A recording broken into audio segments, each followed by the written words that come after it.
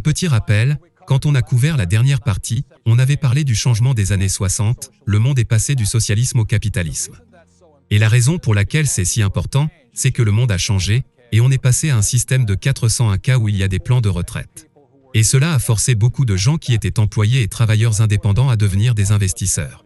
Mon pauvre père était un homme très intelligent et bon, mais il n'était pas un investisseur.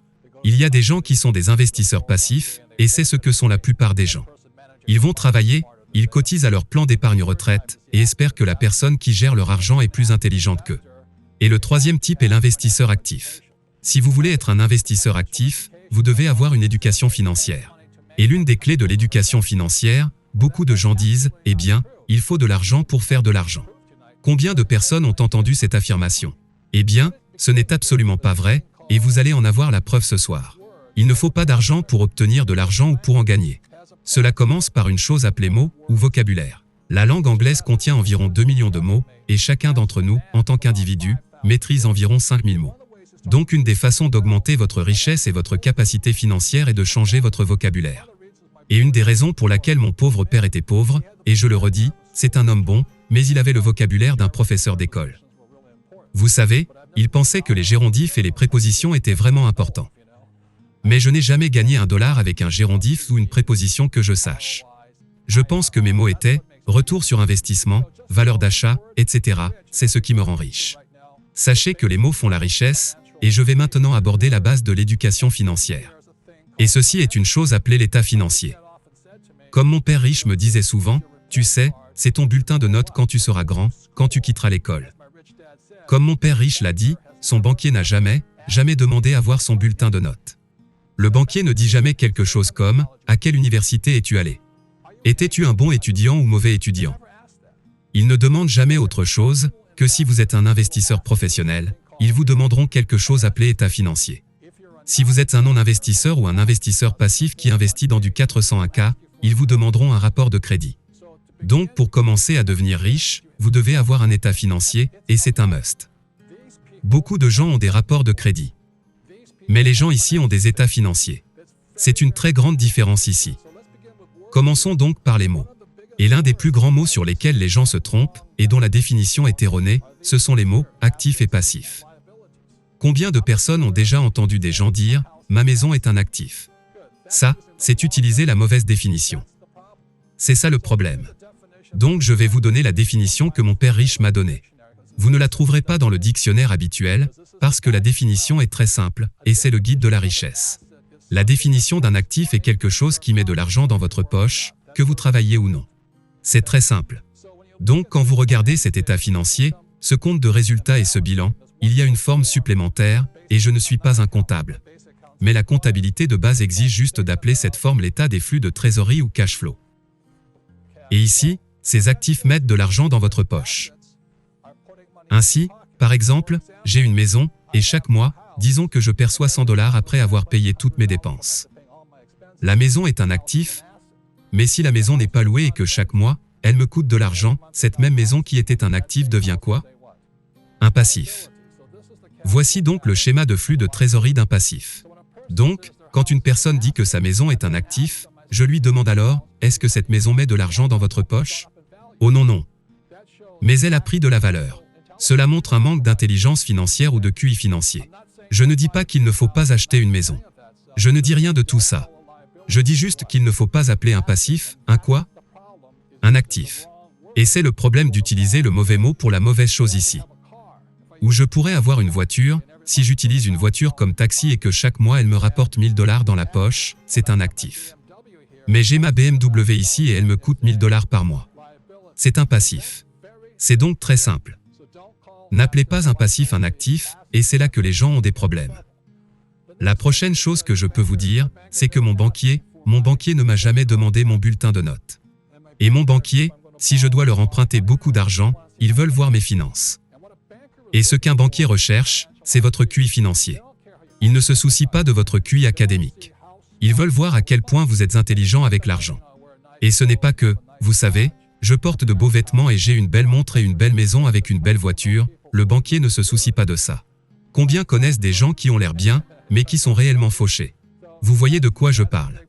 Donc et c'est le gros problème ici. Donc quand un banquier regarde ces choses, il regarde aussi le cash flow. Donc quand un banquier regarde ça, disons que la personne a un emploi. L'argent rentre et l'argent sort, le banquier regarde ça. C'est le schéma de flux de trésorerie d'une personne pauvre. S'ils ne changent pas ce schéma, ils seront pauvres. Ce n'est pas combien d'argent vous gagnez, c'est combien d'argent vous dépensez qui est en jeu. Par exemple, je connais un ami médecin. Il gagne environ 400 000 $ par an. Il est très fier. Il n'a pas de dette. Vous savez, il fait partie des gens qui pensent que c'est mal d'avoir de la dette. Et c'est vraiment débile. Mais bon, il gagne 400 000 $ et il les dépense. Ainsi, même s'il gagne beaucoup d'argent, il a tout d'une personne pauvre. Ce que la classe moyenne a tendance à faire, c'est d'abord avoir une grande maison et d'avoir ce qu'on appelle une hypothèque. Et l'hypothèque vient du mot français mortier, qui signifie mort. C'est ce que ça veut dire, vous savez. Donc ce qui se passe, c'est qu'ils ont une hypothèque, une belle BMW ou une Mercedes, donc ils ont l'air bien, mais ils sont fauchés et soudain, ils se disent « Oh, je peux voir un schéma de flux de trésorerie qui ressemble à ça. » Et c'est le modèle de flux de trésorerie de la classe moyenne, c'est travailler dur et se ruiner. Vous savez, ils n'arrivent jamais à avancer. Ils achètent de grandes maisons.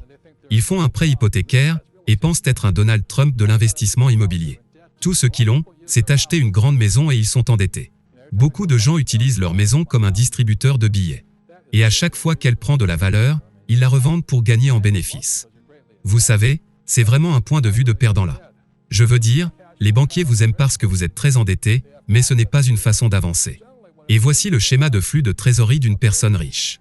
Ils ont des actifs ici. En général, ils ont une entreprise, de l'immobilier, des dividendes d'actions, d'obligations, des choses comme ça avec des intérêts. Ce sont donc des actifs. Je demande aux gens d'y penser de cette façon. Si vous arrêtez de travailler aujourd'hui, disons que vous êtes marié, si vous arrêtez de travailler aujourd'hui, combien d'argent continue à entrer dans votre poche et combien d'argent continue à en sortir? Toutes les choses qui soutirent de l'argent de votre poche sont quoi? Des passifs. Et si ça met de l'argent dans votre poche, c'est un actif. Donc la raison pour laquelle ma femme et moi avons pu prendre notre retraite est très simple. Nous avons de l'argent qui va comme ça.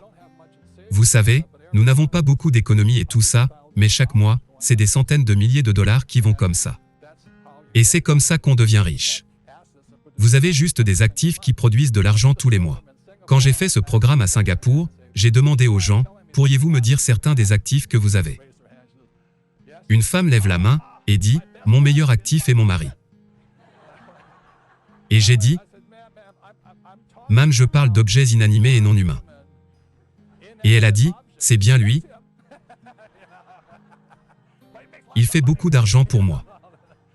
Donc tout le monde confond l'actif et le passif, le schéma de flux de trésorerie, et c'est pourquoi les banquiers ne vous demandent pas votre bulletin de notes, ils veulent voir vos états financiers. Si vous avez un bon quotient intellectuel financier, ils vous donneront beaucoup d'argent. Si vous avez un mauvais QI financier, ils vous donneront une carte de crédit ou un petit prêt immobilier. C'est la différence ici, et il y a des années, je suis allé à l'école du dimanche. Je ne suis pas un spécialiste de la religion, et je ne pousse la religion sur personne. Mais je me souviens de l'histoire de l'homme riche. Je crois qu'il avait 3 fils ou quelque chose comme ça. Et il a donné à l'un des fils telle somme d'argent, et au second telle autre somme d'argent, il les appelle des talents. Et puis à son 3e fils aussi, telle somme d'argent. Le premier fils a dépensé tout. Il s'est débarrassé de tout cet argent et le père a dit « Ok ». Le 2e fils est arrivé, le père lui a demandé ce qu'il a fait de l'argent. Et le fils répond « Je l'ai enterré quelque part ». Et puis le 3e est revenu et avait entre ses mains 5 000 $. Il avait multiplié l'argent. À ce moment-là, le père ou qui que ce soit qui était le gars a pris toute sa fortune et l'a donnée à son 3e fils qui a multiplié l'argent. Et c'est ce que j'ai appris à l'école du dimanche, c'est que Dieu ou qui que ce soit n'aime pas les gens qui gaspillent leur argent ou ceux qui vont juste l'enterrer. Donc les pauvres dépensent leur argent. La classe moyenne enterre son argent, vous savez, le met juste dans un 401k ou une épargne, et les riches savent comment multiplier leur argent. La vraie clé est donc la suivante, ce n'est pas tant le revenu que vous gagnez que l'endroit où vous placez votre argent. Est-ce que vous dépensez votre argent de cette façon ou de cette façon? Et c'est pourquoi les gens qui essaient toujours de gagner plus d'argent n'avancent pas tout simplement parce qu'ils regardent au mauvais endroit. Ce n'est plus ici qu'il faut regarder, mais dans quoi dépensez-vous votre temps et votre argent? C'est pourquoi je vous remercie d'être ici ce soir et ceux qui regardent depuis chez eux et qui investissent dans leur éducation, leur temps et je l'espère, un peu d'argent aussi, et soutiennent une grande cause ici. La façon dont vous dépensez votre temps et votre argent, ça fait la différence. Et puis la 3e chose est la suivante, votre maison n'est pas un actif. Quand votre banquier dit que votre maison est un actif, votre banquier ne vous ment pas. Si vous avez une hypothèque sur un bilan, elle doit être équilibrée. Donc l'hypothèque est votre passif, et elle doit s'équilibrer. Et quand vous dites que l'hypothèque est votre actif bancaire, c'est là toute la différence. Et c'est pourquoi vos banquiers disent que votre maison est un actif, ils ne vous mentent pas, ils ne disent juste pas à qui appartient la maison. C'est leur actif à eux, pas le vôtre. Et la façon dont vous le savez est que l'actif met de l'argent dans vos poches et le passif est ce qui quoi? Soutire de l'argent de votre poche. Donc quand vous regardez ça, l'argent entre, l'argent sort, entre ici et revient ici. Donc ça prend de l'argent de votre poche et ça met de l'argent dans la poche de la banque. Vous savez pourquoi votre banquier dit que votre maison est un actif et pourquoi il est très important de comprendre la définition du mot que vous utilisez. N'utilisez pas seulement un mot, parce que si vous continuez à dire que votre maison est un actif, alors que c'est un passif, ou si vous dites qu'une voiture est un actif alors que c'est en réalité un passif, ou que votre vacance à Hawaï est un actif alors que c'est aussi un passif, que votre prêt hypothécaire est un actif, etc., vous n'y arriverez pas. Mais ce que la plupart des gens vous disent, c'est répéter après moi, travaillez dur, économisez, désendettez-vous, investissez à long terme et diversifiez. Combien de personnes ont entendu ça? Et la raison pour laquelle j'en parle ici est que vers 1996, je regardais cette émission matinale très célèbre qui est diffusée dans tout le pays, et ils ont ce très beau couple qui anime l'émission et un jour ils disent « Aujourd'hui nous avons l'expert financier de tous les temps, et il va nous donner des conseils financiers pour la nouvelle année qui commence. » Et ils accueillent l'expert avec un tonnerre d'applaudissements. Et celui-ci dit « Ce que je recommande pour cette année 1997, c'est de travailler dur, d'économiser et de se désendetter. » Je ne peux même pas faire son accent. Et il dit « Et enfin investir à long terme et diversifier. » Et les animateurs disent « Oh, c'est tellement brillant. Merci pour votre infinie sagesse sur ce sujet de la finance. Nous vous remercions. » L'année suivante, ils l'ont ramené encore. Même chose. Et pour la nouvelle année, je vous recommande quoi? De travailler dur. Économisez de l'argent, sortez de vos dettes, investissez à long terme et diversifiez. Et les animateurs disent « On ne peut pas croire. C'est un génie. Quel joli conseil financier. » Chaque année. Même type, même message, même conseil, et les autres pensent que c'est brillant. Puis, après 2000, le marché boursier a commencé à s'effondrer et ils ont fait venir le même expert, et il est venu et a dit « Ce que je recommande c'est travailler dur, économiser de l'argent, se désendetter, et investir à long terme et de diversifier. » Et le marché a continué à s'effondrer et il a continué à donner le même conseil. Et voici ce que je veux dire à propos de ces conseils. Entre 2000 et 2004, des millions de petits investisseurs ont perdu entre 7 et 9 trillions de dollars. Au même moment, Wall Street payait des bonus parfois très importants à ceux qui ont un QI financier. Et c'était le conseil qu'il donnait aux gens ici qui les a fait perdre beaucoup. Je tiens à vous dire que ce conseil fonctionnait autrefois. Il ne marche plus aujourd'hui. Je ne dis pas que c'est un mauvais conseil. Je dis juste que ça marchait avant. Parce qu'après 1974, ça a commencé à changer. Et je vais vous expliquer comment ce changement s'est produit et pourquoi les gens ont des problèmes en suivant ces conseils, surtout celui-ci, parce que vous allez le découvrir. L'épargne, les actions, les obligations et les fonds communs de placement sont les plus risqués de tous les investissements. Ils sont les plus risqués de tous les investissements, mais la plupart des gens pensent qu'ils sont sûrs, et c'est ce que vous allez découvrir. Et c'est pourquoi je remercie la télévision publique de m'avoir permis de dire ce que je vais dire, parce qu'autant de personnes que d'organisations dans mon milieu ne veulent pas que je vous dise ce que je suis sur le point de vous dire. Et toutes les petites personnes qui l'engagent qui sont des soi-disant experts financiers, alors qu'en réalité, ils ne sont pas vraiment des experts financiers. Vous réaliserez que la plupart des experts financiers ne sont pas des entrepreneurs et des investisseurs. Ce sont des vendeurs qui vivent de leurs commissions, et je vais vous parler de certaines de ces différences. Donc je sais que je suis un investisseur très simplement parce que je vis de mes revenus tirés de mes investissements. Je ne vis pas de mes commissions. Et il y a une très grande différence là. La raison pour laquelle travailler dur est un conseil obsolète, c'est qu'en 1943, le gouvernement américain a puni tous les employés. Après 1943, il y avait une chose appelée loi sur le paiement des impôts courants. À ce moment-là, pour tous les salaires des employés, le gouvernement était payé en premier. Avez-vous déjà ouvert votre chèque de paie et vous êtes dit « Qu'est-il arrivé à mon argent ?» Eh bien la réponse c'est 1943. Donc le problème quand on est employé et qu'on travaille dur, c'est que plus on travaille et plus on gagne d'argent, plus vous montez dans la tranche d'imposition. Ces gens-là sont lourdement taxés, alors que ceux-là ont toutes les échappatoires fiscales. C'est pourquoi je peux me faire beaucoup d'argent, et légalement. La différence est que je suis de ce côté-là.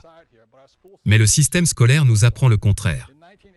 En 1986, ils ont passé le 86 Tax Reform Act, et par là, ils ont taxé tous les docteurs, les avocats, tous ceux qui étaient des bons étudiants, ils les ont cloués. Mais ce qui s'est passé ici, c'est que les gars comme moi, vous savez, les mauvais étudiants, on peut gagner plus d'argent et payer moins d'impôts que les bons étudiants. Ce qui prouve qu'il y a un Dieu quelque part. L'idée d'économiser de l'argent est une idée obsolète parce qu'en 1971, un homme nommé président Nixon nous a sorti de ce qu'on appelle les talons or, ou les accords de Bretton Woods. Et à ce moment-là, ce qui s'est passé en 1971, c'est que l'argent est devenu une monnaie. Donc ce que vous avez commencé à épargner après 1971 n'était pas de l'argent, mais une monnaie. Et le problème avec la monnaie, c'est que le gouvernement peut l'imprimer plus vite que vous ne pouvez l'économiser. Et l'autre chose à ce sujet, si vous comprenez l'économie, c'est que lorsque vous regardez le dollar qui est une monnaie, disons $1, c'est une monnaie qui est conçue pour chuter de 0,05 centimes sur 40 ans. Autrement, une monnaie conçue pour perdre de sa valeur, afin que le gouvernement puisse continuer à s'endetter. Comme ça, ils peuvent l'imprimer plus vite que vous ne pouvez l'économiser. C'est le gros problème avec ça. Ensuite, si vous regardez les statistiques réelles, et c'est la raison pour laquelle je n'économise pas de l'argent.